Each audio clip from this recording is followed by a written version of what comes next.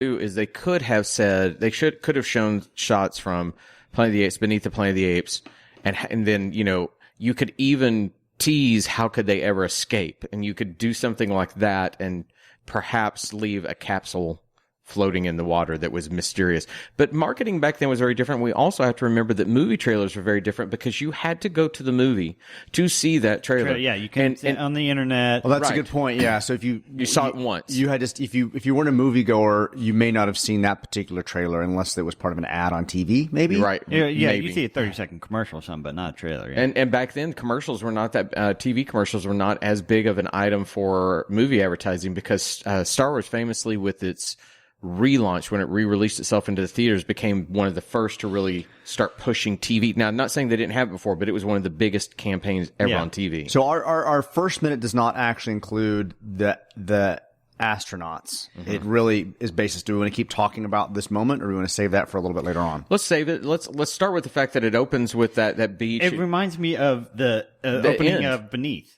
Well, The end of Planet of the Apes, the first of Beneath, and it's that same kind of rocky shot, and the sound mix is even stiller with the soft waves rolling beneath it. It is. What I liked about this moment is coming from what would have been the fiery destruction of Earth. We're now back in a very calm environment. Is that everything has become peaceful again? Like everything is exactly. Everything is normal. Until the helicopter shows up, which is in the first minute, you don't know, is this supposed to be the future still? Right. Is this current time?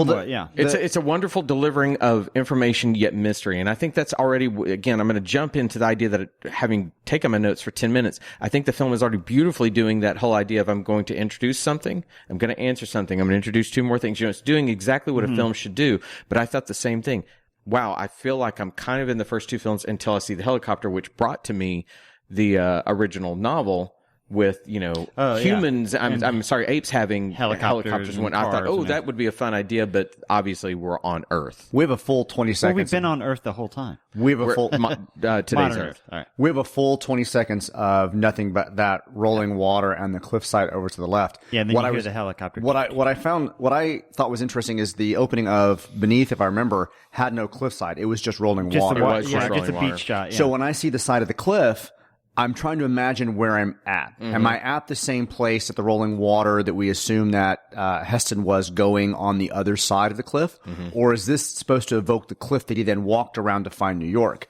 Because I'll be honest, when this opened up, and again, I can't remember exactly what the trailer brought up, but when this opens up, I assume we're in New York. That we're in the exact same beach, in the exact same place. Yeah, I can see that, yeah. I have that same we have information knowing later on, but right now, I assume I'm exactly where I was left off. So we get this helicopter, and even with the helicopter shots, my great shot meter was going ding, ding, ding, because the original first thing we have is, and obviously when they shoot these, especially in that day and age, the helicopter, yes, its rotary blades were spinning, but they were doing it from a low angle. It's on the ground, and it's just shot upwards. Yeah. However, the camera is just sort of swooping around. I thought, oh, look, they're being imaginative and showing it.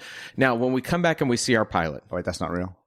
No, that helicopter's on the ground. Oh, you're serious? Shooting. Yeah. So it looks so good. Yeah, it does, doesn't it? I thought it was. I was it's moving from left to right. We're doing a visual shot here on a podcast, but this would be the helicopter, and the pilot would be sitting here. You put the camera here and shoot up with the rotor spinning, and it just looks like he's flying. And especially when they do the little push around, they do a left to right push. It makes it look like the helicopter's adjusting. Swooping that's or something. That's all the camera. Just film the helicopter? Because it's cheaper and easier. It's more dangerous also. It's safer.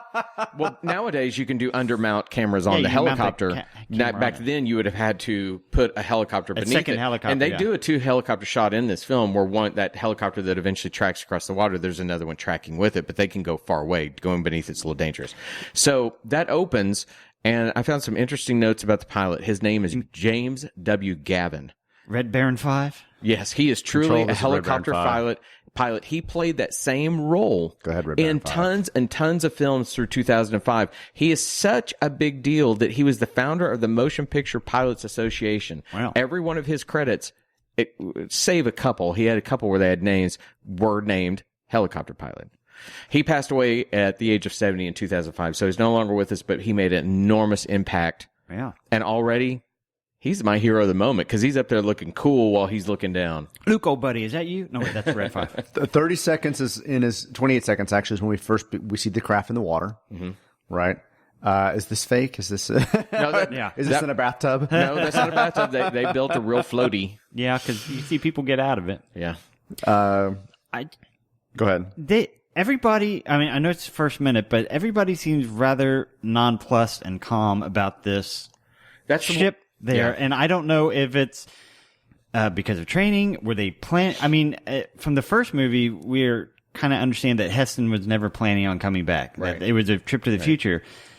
But obviously, there's a way for these ships to get back to the past where they came from. So were they expecting a ship to come back ever? Because if they weren't, they're just like, hey, look, there's a ship. Let's go get it. So that was probably my first thought of that I was going to complain about, is that it doesn't do a very good job of setting the stakes. Mm-hmm. You know, that the easiest thing that pilot could have done is we could have heard in the sound mix, approaching the unknown object. Splash down at something, something like that. Or something details. like readings are coming back that it's ship XYZ, but that's impossible. It's never supposed to come back. It's not supposed to be here. Now, also, that ship has no propulsion system on it. How it got off the Earth, I don't know. You look at it and there's nothing. However, their technology could be different than ours, and it got out of there. There is no reason for everybody to be acting the way they did yet. Obviously, at some point, the conversation has occurred of, that isn't supposed to be here. Yeah. So he says coordinates at, I forgot something. We have spotted what appears to be a spacecraft just outside surf line. Alert rescue and advise it if were to remain, and then it kind of cuts off like right there before we go to the next minute.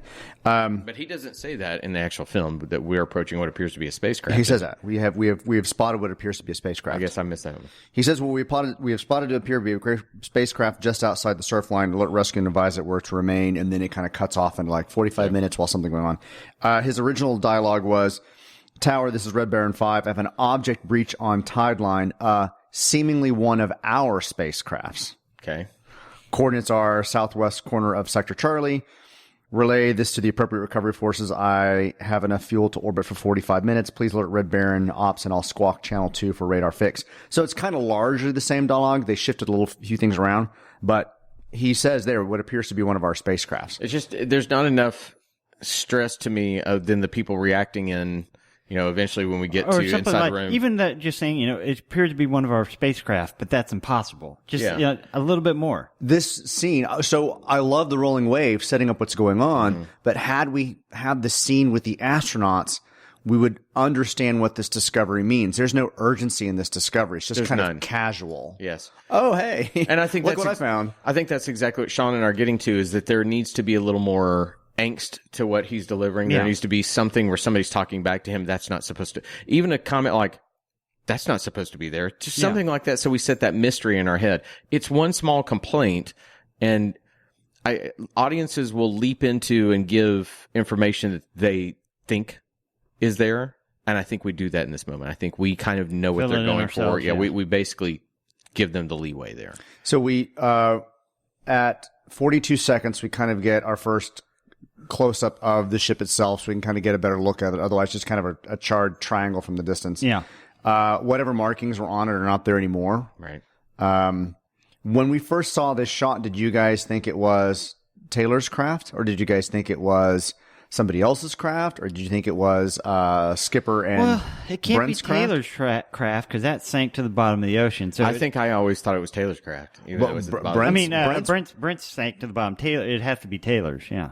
Well, Taylor's was in the water. Taylor's was in the water. Taylor's was on the and Brent was burnt out. I mean, Brent, sorry. Yeah, Brent was on the ground. Taylor's sank, but for whatever reason, I always, as a kid, assumed it was Taylor's. I just never thought of Brent's. I guess because even as a kid, I didn't like that. Burned husk. Well, it was a burned husk. I mean, we saw the nose coming off on the side, and then we just saw kind of wreckage. Yeah. There was no way anybody could have brought that back together. Okay, but if they can haul something that big up off the ocean floor, because do monkeys swim? No, it's like, A, they don't have enough fat to kind of be floaty, and B, they just, they don't know how to do it. Like, they've seen orangutans starting to swim, like get into neck deep water, but I don't think they do swim. When they swim like that, is that dog paddling or ape paddling? Monkey paddling. Monkey paddling. So imagine this. If we'd had that opening scene with the two men and the one woman, and we suddenly see a spacecraft that's very, very similar. I mean, granted, we saw them shot to hell, but that could easily be Brent and Taylor and Nova inside that spacecraft. They would have the wherewithal to go back, salvage the ship, and get there. The opening scene would have set the tone that we don't know who's inside these crafts, except for recognizing their voices, to Sean's point about who they are. But then again, like, I think you're kind of, you can muffle that and you can make it like intercom systems where it's, that kind of stuff. But I mean, what if this situation, Escape from the Planet of the Apes, we actually have our 3 heroes, supposed heroes, survive, get in a spaceship, fly back, and now as Escape is about them preventing the future. I mean, if you hadn't seen the trailer, I suppose you would have seen posters and seen who's in the posters. I mean, what do the movie posters look like for this? It's Cornelius and Zira and a family portrait. Okay, so they kind of give it away. They do in the posters. I mean, you've got to at least say that, and I guess I kind of understand why they cut all that.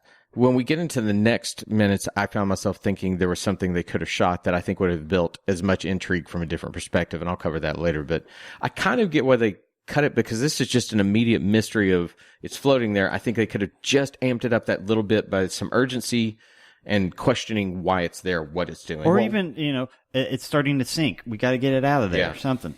There, the spacecraft itself, because Taylor's was completely underwater and Brent's was largely burned out, I was left wondering was this a third craft, or could this have been a third craft? Is this another set of astronauts? I mean, I know the answer, but if I'm just dealing with a little bit that I know at this point as a movie-going audience, I would have seen that moment with the poster with the characters on it. If I hadn't seen the trailer, I don't know what I would have thought of this moment. Right. I don't know. I like the scene with the astronauts. I think it would have built greater tension. It could have. I think it's interesting to talk about either way.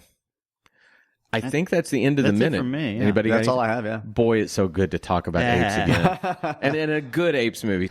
All right, that's the end of minute 1 of Escape from the Planet of the Apes. And I'm gonna, did it. Yeah, I did it. It took me 3 times to do it. I'm going to ask all of you to go to minuteoftheapes.com. There, you're going to find our social media, our email links, etc. You can interact with us as well as let your friends know about us, and maybe they'll find us through Twitter, etc. We love having the people come there and talk to us, which we really had a ton of that towards the end of the last movie. Some people really enjoying it. So, until tomorrow, have a great day. For Rich and Sean, we'll see you later. Bye. Bye. Bye, everybody.